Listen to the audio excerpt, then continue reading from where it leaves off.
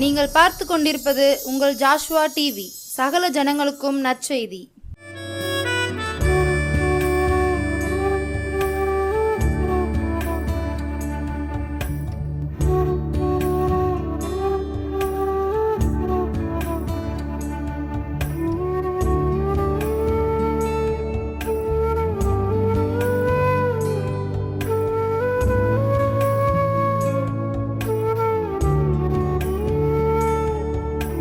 அல்லேலூயா. தேவனுக்கு மகிமை. உலக இரட்சகர் மீட்பர் இயேசுவின் நாமத்தில் உங்களுக்கு என் அன்பான வாழ்த்துக்கள். கர்த்தர் உங்களை ஆசீர்வதிப்பாராக. இந்த நல்ல நாளிலும் ஜோசுவா டிவி ஊழியங்கள் வழியாக தேவனுடைய நற்செய்தியை, நல்ல வார்த்தையை உங்களுடைய குடும்பங்களில், உங்களுடைய இருதயங்களில் விதைக்கும்படியாய் கர்த்தர் எனக்கு பாராட்டிய கிருபைக்காய் நான் ஆண்டவரை சோத்தரிக்கிறேன். அல்லேலூயா, ஆமென். தேவனுடைய திருநாமம் ஒன்றே மகிமைப்படுவதாக. இயேசுவின் நாமத்தில் உங்களுக்கு அன்பான வாழ்த்துக்கள். கர்த்தர் உங்களை ஆசீர்வதிப்பாராக. அல்லேலூயா, தேவனுக்கு மகிமை. இந்த நாளில் நாம் கர்த்தருடைய புத்தகத்தில் நினைவு கூற வேண்டிய வேத வசனங்களை நம்ம பார்ப்போம். நீதிமொழிகள் அதிகாரம் 17. ஸ்தோத்திரம். நீதிமொழிகள் அதிகாரம் 17 வசனம், முதல் வசனம். சண்டையோடு கூடிய வீடு நிறைந்த கொழுமையான பதார்த்தங்களை பார்க்கிலும் அமெரிக்கையோடே சாப்பிடும் வெறும் துணிக்கையே நலம். சண்டையோடு கூடிய வீடு நிறைந்த கொழுமையான பதார்த்தங்களை பார்க்கிலும் அமெரிக்கையோடே சாப்பிடும் வெறும் துணிக்கையே நலம். ஆமென், சோத்திரம். அன்பானவர்களே, இந்த வசனம் எவ்வளவு அழகாக கர்த்தருடைய புத்தகத்தில் ஒரு குடும்பத்தை குறித்து எவ்வளவு அழகாக எழுதப்பட்டிருக்கு பார்த்தீங்களா? அன்பானவர்களே, ஒரு குடும்பம் என்பது சண்டை போட்டுக்கிட்டே இருக்கிறதுக்காக குடும்பம் கிடையாது. குடும்பம் சந்தோஷமாக வாழ்வதற்காக. அல்லேலூயா, ஆமென். அன்பானவர்களே, அங்கே வசனம் சொல்லுது, சண்டையோடு கூடிய வீடு நிறைந்த கொழுமையான பதார்த்தங்களை பார்க்கிலும். ஒரு வீட்டில் எல்லா பொருளும் இருக்குது. ஏசி இருக்குது, வேணுங்க பழங்கள் இருக்குது, சாப்பாட்டுக்கு தேவையான காரியங்கள் எல்லாம் குமிஞ்சி இருக்குது. வீடு நல்ல தரமாக அழகாக கட்டப்பட்டு இருக்குது. கட்டிடம் அழகாக இருக்குது. அந்த கட்டிடத்துக்குள்ளே வேணுங்க பொருட்கள் குமிஞ்சி கிடக்குது. ஆனால் அந்த வீட்டில் என்ன இல்லை? அமைதி இல்லை. அல்லேலூயா. அந்த வீட்டில் என்ன இல்லை? அமைதி இல்லை. அந்த வீட்டில் என்ன இருக்குன்னா சண்டை இருக்குது. ஒரே சண்டை தான். பில்டிங் நல்லா இருக்குது, வீட்டுக்குள்ளே தேவையான பொருட்கள் இருக்குது, வாழ்வதற்கு போதுமான வசதி இருக்குது. ஆனால் அதுக்குள்ளே குடி இருக்கிறதான மனிதர்களுக்கு இடையே எப்போவுமே என்ன நடக்கு? சண்டை நடக்கு. ஆமாம், நிம்மதியாக சாப்பிட முடியலை. அல்லேலூயா, சண்டை தான் நடக்குது. நிம்மதியாக ஒருவேளை உணவு வீட்டில் சாப்பிட முடியலை.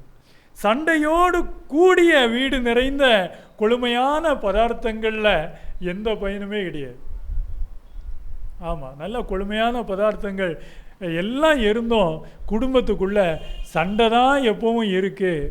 கணவன் மனைவிக்குள்ளே சண்டை, அந்த வீட்டுக்குள்ளே குடியிருக்கிறதான தாய் மகனுக்கு சண்டை, தகப்பன் பிள்ளைகளுக்கு சண்டை. இப்படியா அந்த அந்த கட்டிடத்துக்குள்ள போதுமான பொருட்கள் எல்லாம் நிறைஞ்சி இருக்கு. ஆனால் அந்த வீட்டுக்குள்ளே இருக்கிற மனிதர்கள் எப்போவுமே என்ன செய்கிறாங்க? சண்டை போட்டுக்கிட்டு இருக்காங்க. அல்லேலூயா, சண்டை போட்டுக்கிட்டு இருக்காங்க. என்ன வீடு, என்ன குடும்பம்? சண்டை போடுறதுக்காகவா இப்படி ஒரு கட்டிடம், பிரம்மாண்டமான கட்டிடத்தை கட்டி போதுமான பொருட்களை வீட்டில் வாங்கி குமிச்சு வச்சுக்கிட்டு வீட்டில் மனுஷருக்கு மனுஷன் சண்டை? அல்லேலூயா. அன்பானவர்களே, அதில் என்ன வாழ்க்கையில் ஒரு திருப்தி இருக்க போகுது? என்ன நிம்மதி இருக்க போகுது? அதனால தான் கர்த்தருடைய புத்தகத்தில் இவ்விதமாக எழுதப்பட்டிருக்கு. சண்டையோடு கூடிய வீடு நிறைந்த கொழுமையான பதார்த்தங்களை பார்க்கிலும் அமைதியோடு சாப்பிடுற வெறும் துணிக்கை நலம். ஆமென், அல்லேலூயா. அன்பானவர்களே, என்ன சொல்கிறது, நல்ல கறியை சமைச்சு தினமும் சாப்பிட்டு கறியையும் மீனையும் சாப்பிட்டுக்கிட்டு ஒரு சண்டை போட்டுக்கிட்டு இருக்கிறத விட சண்டை இல்லாத ஒரு வீட்டில், ஆமாம், அது ஏழ்மையான வீடாகவே இருக்கட்டும், ஆமாம், ஏழ்மையான வீடாக இருக்கட்டும், எந்த வசதியும் இல்லாத வீடாக இருந்தாலும் அந்த வீட்டில் ஒரு தண்ணி சோறு சாப்பிட்டா கூட அவங்க மன அமைதியாக அந்த கணவன் மனைவியும் சாப்பிட்றாங்க. பற்றிலாம் அந்த பிள்ளைகளோடு ஒன்றா இருந்து மன அமைதியோட மன நிம்மதியோட அந்த தண்ணி சோறை அந்த ஊறுகாய் வச்சு சாப்பிட்றாங்க பாருங்கள். அவங்க சண்டை இல்லாமல் அமைதியாக சாப்பிட்றாங்க. அல்லேலூயா. அன்பானவர்களே, அதனால் ருசி நிறைந்த பதார்த்தங்கள் வீட்டில் இருக்கிறது பெரிய விஷயம் கிடையாது. அது பெரிய விஷயம் கிடையாது. வீடை நல்லா கட்டிட்டோம், நல்லா பாதுகாப்பாக இருக்கும், அது பெரிய விஷயம் கிடையாது.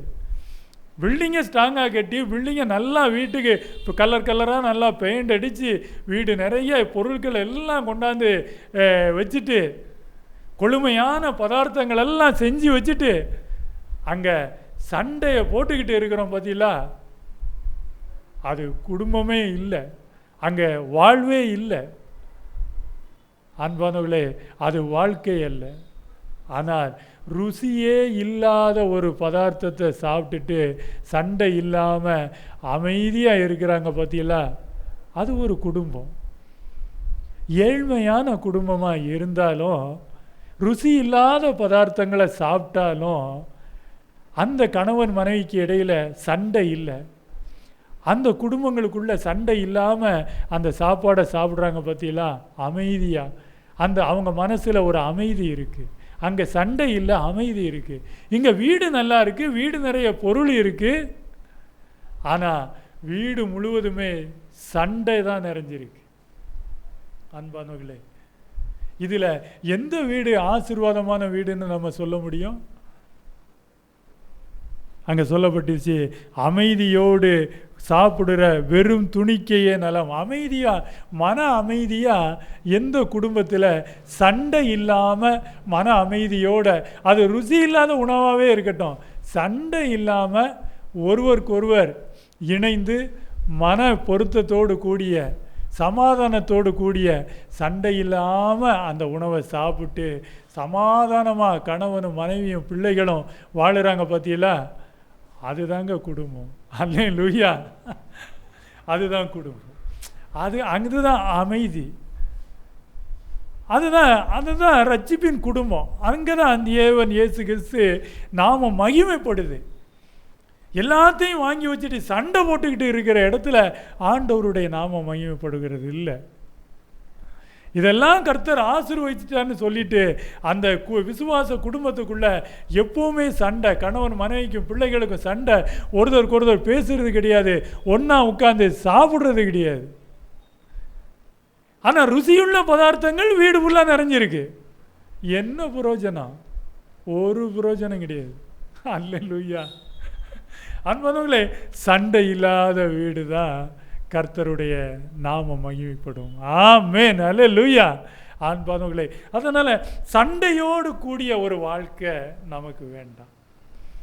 சண்டையோடு கூட நம்ம ருசியுள்ள பதார்த்தங்களை சாப்பிடுவதை விட சண்டை இல்லாமல் ருசியே இல்லாத பதார்த்தங்களை சாப்பிட்டு நம்ம ஒரு குடும்பம் நடத்தினோம் அப்படின்னா அந்த குடும்பம்தான் அழகு, அந்த குடும்பம்தான் ஆசீர்வாதத்தின் குடும்பம், அந்த குடும்பம்தான் தேவ நாமத்தை மகிமைப்படுத்துகிற குடும்பம்.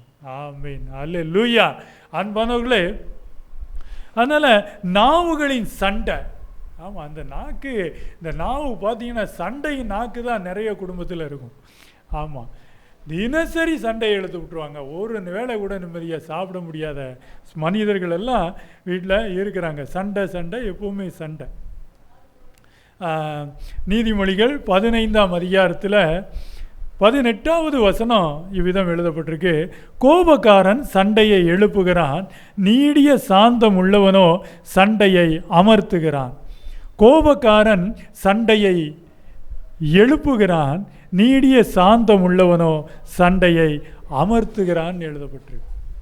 அன்பானவர்களே, ஒருவருக்கொருவர் கோபப்படுறது, எரிச்சல், இதில் சண்டை, இந்த சண்டை அதிகமாகும் போது பார்த்தீங்கன்னா அங்கே ஒருவருக்கொருவர் எதிர்த்து பேச சண்டை தான் அதிகமாகும். அங்கே வசனம் அழகாக சொல்லுது, கோபக்காரன் சண்டையை எழுப்புகிறான், நீடிய சாந்தம் உள்ளவனோ சண்டையை அமர்த்துகிறான். அன்பானவர்களே, ஒரு குடும்பத்தில் ஒருத்தங்க கோபக்காரங்களாக இருந்து சண்டைக்காரங்களாக இருந்தால் ஒருத்தங்க எப்படி உள்ளவங்களாக இருக்கணுமா? நீடிய சாந்தம் உள்ளவங்களாக இருந்து அந்த சண்டையை அமர்த்துறவங்களாக இருக்கணுமா? ரெண்டு பேருமே கோபக்காரங்களும் சண்டைக்காரங்களுமா இருந்தால் எப்படி இருக்கும் குடும்ப வாழ்க்கை? நிம்மதியே இருக்காது. அன்பானவர்களே, இன்னைக்கு இப்படித்தான் நிறைய குடும்பங்கள் நடந்துகிட்டு இருக்கு. வீட்டுக்கு வெளியே பார்த்தீங்கன்னா அவங்களுக்கு என்ன ஒரு, அவங்க நல்லா இருக்காங்க அப்படின்னு நீங்கள் சொல்லுவீங்க. ஆனால் அவங்க வீட்டுக்கு வெளியவும் நல்லா இருக்கும், வீட்டுக்கு உள்ளேயும் நல்லா இருக்கும், கொழுமையான பதார்த்தங்களும் வீடு நிறைஞ்சி இருக்கும். ஆனால் அந்த வீடு நிறைய சண்டையும் இருக்கு. மன அமைதியோட அந்த கொழுமையான பதார்த்தங்களை சாப்பிட முடியலை. குடும்பத்துக்குள்ள ஒற்றுமை கிடையாது, ஐக்கியம் கிடையாது, ஒருவருக்கொருவர் பேச மாட்டாங்க, ஒன்றா உட்காந்து சாப்பிட மாட்டாங்க. அன்பானவர்களே, இந்த சண்டையின் சண்டை பார்த்தீங்கன்னா நம்ம இந்த சண்டையால் நிறைய குடும்பங்கள் என்ன ஆகிப்போச்சு, உடஞ்சி போச்சு, விவாகரத்தில் போய் நிற்கிது. ஆமாம், இந்த சண்டையால், இந்த சண்டை குடும்ப சண்டைகளுக்குள்ள என்ன ஆகுது? ஆமாம், குற்றங்கள் பெருகி நிறைய பேர் இன்னைக்கு எங்கே இருக்காங்க? ஜெயிலில் இருக்காங்க. அல்லேலூயா. நிறைய பேர் இன்னைக்கு குடும்ப சண்டையில் ஜெயிலில் இருக்காங்க. அதிகமாக வழக்குகள் பதிவு செய்யப்படுறதே எதில் தெரியுமா? குடும்ப சண்டைகள் தான். குடும்ப சண்டை, ஃபேமிலி சண்டை வழக்கு தான் அதிகமான வழக்குகள் பதிவாகப்படுது. அதிகமாக சிறையில் இருக்கிறவங்களும் அவங்க தான். குடும்ப பிரச்சனையில் தான் கைது செய்யப்பட்டு ஜெயிலில் இருக்கிறவங்க தான் அதிகம் பேர். அன்பானவர்களே, அதனால் இந்த சண்டை நிறைஞ்ச குடும்பத்தில் எப்போவுமே துன்பம் தான் இருக்கும். அந்த சண்டை நம்மளை எங்கே கொண்டு போய் விடும்னு நமக்கே தெரியாது. அன்பானவர்களே, அதனால் இந்த சண்டையை ஓய பண்ணுவோம், சமாதான வார்த்தைகளை பேசுவோம், சாந்தமுள்ள குணத்தை வளர்த்து கொள்ளுங்க. ஏன்னா ஓயாத சண்டை எப்படிப்பட்டதுன்னா அடைமழை நாளில் ஒழுகிக்கிட்டே இருக்கிற ஒரு வீடு மாதிரி. ஒரு வசனம் பாருங்க, சோத்ரம், நீதிமொழிகள் 19ஆம் அதிகாரம் 13வது வசனம். மூடனாகிய மகன் தன் தகப்பனுக்கு மிகுந்த துக்கம், மனைவியின் சண்டைகள் ஓயாத ஒழுக்கு. மனைவியின் சண்டைகள் ஓயாத ஒழுக்கு. எவ்வளோ அழகாக வசனம் சொல்லு பாருங்க. சண்டை குடும்பத்தில் எப்படி மழை பெஞ்சா ஒரு வீட்டில் அந்த மழைத்துளி விழுந்து கொண்டே இருக்குமோ, அது மாதிரி ஒரு வீட்டில் எப்போவுமே அந்த சண்டை நடந்துக்கிட்டே இருக்கு. ஓயாத ஒழுக்கு. அந்த ஒழுக்கை என்ன செய்ய முடியலை? அடைக்கவே முடியலை. நிறைய குடும்பங்களில் அந்த சண்டையை ஓய பண்ணவே முடியலை. சண்டை நடந்து கொண்டே இருக்கு. எப்படி அடைமழை நாளில் அந்த வீட்டில் ஒரு சிறு துவாரம் இருந்தால் அதன் வழியாக அந்த நீர் விழுந்து கொண்டே இருக்குமோ, அதே போல நித்தமும் சண்டை நிறைந்த வீடுகளை தான் இன்னைக்கு நம்ம பார்க்குறோம். அன்பானவர்களே, அதனால் மனைவியின் சண்டைகள் ஓயாத ஒழுக்கு அப்படின்னு சொல்லப்படுது. அதனால் மனைவியை பற்றி தான் இந்த சொல்லப்பட்டிருக்கு அப்படின்னு நீங்கள் நினச்சிடாதீங்க. கணவரின் சண்டைகளும் அப்படித்தான். சண்டை யார் போட்டாலும் அவங்க ஓயாத ஒழுக்கு தான். ஆமென், அல்லேலூயா. சண்டை யார் போட்டாலும் அந்த மனுஷருக்கு அது பொருந்தும். அதனால் இந்த சண்டைகளை நாம் என்ன செய்யணும்னா ஓய பண்ணணும். இன்னொரு வசனம் பாருங்கள், நீதிமொழிகள் 21ஆம் அதிகாரத்தில் 9வது வசனம் இவ்விதமாக எழுதப்பட்டிருக்கு. சண்டைக்காரியோடு பெரிய வீட்டில் குடியிருப்பதை பார்க்கிலும் வீட்டின் மேல் ஒரு மூலையில் தங்கி இருப்பதே நலம்.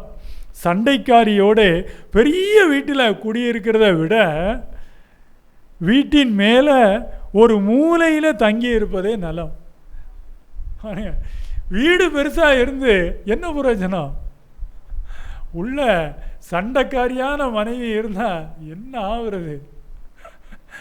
அன்பானவர்களே, அங்கே அழகாக சொல்லப்படுது, ஒரு வீடு பெரிய வீடாக இருக்குது, ஆனால் மனைவி சண்டைக்காரியாக இருக்கா அப்படின்னா, அங்கே அந்த பெரிய வீட்டுக்குள்ளே இருக்கிறத விட எங்கேயாவது ஒரு மேலே அந்த ஒரு மூலையில், அந்த வீட்டில் போய் ஒரு மூலையில் தங்கி இருக்கிறதே நல்லது அப்படின்னு சொல்லுது வசனம்.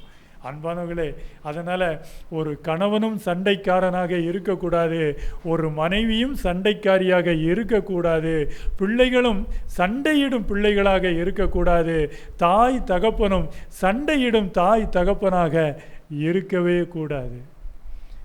நாம் எதுக்காக வீடு கட்டுறோம்? எதுக்காக கொழுமையான பதார்த்தங்களை வாங்கிட்டு வந்து வீட்டில் வைக்கிறோம்? எதுக்காக வீட்டுக்கு தேவையான பொருட்கள் எல்லாம் வாங்குகிறோம்? எல்லாம் வாங்கி வச்சு என்ன செய்கிறோம்? சண்டை போடுறோம், நல்லா சண்டை போடுறோம். அல்லேலூயா. அன்பானவர்களே, அதனால் இந்த சண்டை ஓயணும். சண்டை ஓயும் போது தான் நம்மளுடைய வாழ்க்கை நல்லா இருக்கும். அமைதியோடு சாப்பிட்ற சாப்பாடு. இன்னொரு வசனம் பாருங்கள், நீதிமொழிகள் 21:19 வசனம். சண்டைக்காரியும் கோபக்காரியுமான ஸ்திரீயுடன் குடியிருப்பதை பார்க்கிலும் வனாந்தரத்தில் குடியிருப்பது நலம். அன்பானவர்களே, சண்டைக்காரியும் கோபக்காரியுமான ஒரு பெண்ணோடு ஒரு குடும்பத்தில் ஒரு வீட்டில் குடியிருக்கிறத விட வனாந்தரத்தில் போய் குடியிருப்பது நல்லது அப்படின்னு அங்கே எழுதப்பட்டிருக்கு. கர்த்தருடைய புத்தகத்தில் எழுதப்பட்டிருக்கு. ஏன்னா சண்டை, ஒரு கணவன் எப்பவுமே சண்டை போடுறவனா இருக்கிறான் அப்படின்னா மனைவி எப்படிங்க நிம்மதியாக இருக்கிறது? ஒரு மனைவி எப்பவுமே சண்டைக்காரியாகவே இருக்கிறா அப்படின்னா கணவன் எப்படி நிம்மதியாக இருக்கிறது? அதனால தான் குடும்பத்தை இன்னைக்கு குடும்ப காரியங்கள் எல்லாம் விவாகரத்தில் போய் நிற்கிது. காரணம் சண்டை சண்டை சண்டை. அன்பானவர்களே, நாம் வாழும் வாழ்க்கை அமைதியோடு கூட ருசி இல்லாத உணவை சாப்பிட்டாலும் மனசில் அமைதியோடு அந்த குடும்ப ஒற்றுமையோடு அந்த உணவை சாப்பிட்டு நாம் வாழ்கிறது தாங்க நல்ல வாழ்க்கை. இன்றைக்கி உங்கள் குடும்பத்தில் யார் சண்டைக்காரங்களாக இருந்தாலும் கொஞ்சம் அந்த சண்டையை குறைங்க. அல்லேலூயா. ஆமாம். ஏன்னா நீங்கள் இப்படியே சண்டை போட்டுக்கிட்டு இருந்தால் அங்கே இருக்கிறவங்க உங்களை விட்டு எங்கேயாவது ஓடி போயிடுவாங்க. கண்ணு தெரியாத இடத்துக்கு, நீங்கள் கண்ணால் பார்க்க முடியாத இடத்துக்கு போயிடுவாங்க. இன்றைக்கி அநேகர் அப்படி தான் வீட்டை விட்டு போய் எங்கே இருக்காங்கன்னே தெரியாமலும் இருக்குது. அது நீங்களும் அறிஞ்ச விஷயந்தான். அதனால் சண்டை வேண்டாம். நாம் சண்டை பண்ணுறதே நம்மளுடைய வேலையாக இருக்கக்கூடாது. குடும்பத்துக்குள்ளே ஒருத்தருக்கு ஒருத்தர் விட்டு கொடுத்து தாழ்ந்து போங்க. நல்ல மனநிலையை வளர்த்துக்கங்க. மன கசப்புகளை அகற்றுங்க. மன அமைதியோட, ருசி இல்லாத பதார்த்தமாக உணவாக இருந்தாலும் அதை மன அமைதியோடு சாப்பிடுங்க. அதை தான் நீதிமொழிகள் 17ஆம் அதிகாரம் 1 வசனம் அதை தான் சொல்லுது. அந்த வசனத்தை நீங்கள் கடைபிடிச்சி வாழுங்க. கர்த்தர் உங்களை ஆசீர்வதிப்பாராக. ஆமேன். அல்லேலூயா. தேவனுக்கு மகிமை. ஜெபிப்போம். ஸ்தோத்திரம் ஆண்டவரே, ஜீவனுள்ள நல்ல தேவனே, இந்த நாளிலும் எங்களை ஜீவனோடு காத்து வந்து கர்த்தர் இந்த நல்ல வார்த்தையை விதைக்க நீர் கிருபை செய்தீர். நன்றி செலுத்துகிறோம் கர்த்தாவே. அப்பா, இந்த நேரத்திலும் விதைக்கப்பட்ட விதைகள் அநேக குடும்பங்களுக்கு பயனுள்ளதாய் பிரயோஜனம் உள்ளதாய் இருக்கும் என்று விசுவாசிக்கிறேன் கர்த்தாவே. உம்முடைய வேத புத்தகத்தில் எழுதப்பட்டிருக்கிற வசனங்களின்படியே அப்பா, சண்டைக்காரர்களாய் கோபக்காரர்களாய் இராமல், பெரிய வீடாக இருந்தாலும் அந்த வீட்டுக்குள்ளே இருந்து நீங்கள் சண்டை போடுவதில் என்ன பிரயோஜனம், என்ன உபயோகம்? அந்த வீடு பெரிதால் இருப்பதில் எந்த பயனும் கிடையாது. வீடு சிறிதாக இருந்தாலும், கொழுமையான பதார்த்தங்கள், ருசி நிறைந்த பதார்த்தங்கள் இல்லாமல் இருந்தாலும் மன அமைதியோடு கூட அந்த பதார்த்தத்தை சாப்பிட்டு குடும்ப ஒற்றுமையுடனே கூட வாழ்வதே ஒரு நல்ல வாழ்வு என்ற இந்த நல்ல செய்தியின்படியே அப்பா, இந்த வார்த்தையை கேட்ட ஒவ்வொரு குடும்பத்தாரும் வாழ இயேசுவின் வல்லமையான நாமத்தில் இவர்களை ஆசீர்வதித்து ஜெபிக்கிறேன் அப்பா. இந்த ஆசீர்வாதமும் வாழ்த்தும் இவர்களிலும் இவர்கள் குடும்பங்களிலும் தங்குவதாக. வல்லமையான இயேசுவின் திருநாமம் மகிமைப்படுவதாக. உமது நாமம் மையப்படுவதமாக. சண்டை இல்லாத குடும்பமாய் ஒவ்வொரு குடும்பமும் சமாதானத்தின் குடும்பமாய் வாழ ஆசீர்வதித்து ஜெபிக்கிறேன். இயேசுவின் வல்லமையான நாமத்தில் சண்டைகள் ஒழியட்டும், குடும்பங்களில் சமாதானம் பெருகட்டும். இயேசுவின் நாமத்தில் ஜெபிக்கிறேன் என் ஜீவனுள்ள நல்ல பிதாவே. ஆமேன், ஆமேன். அல்லேலூயா.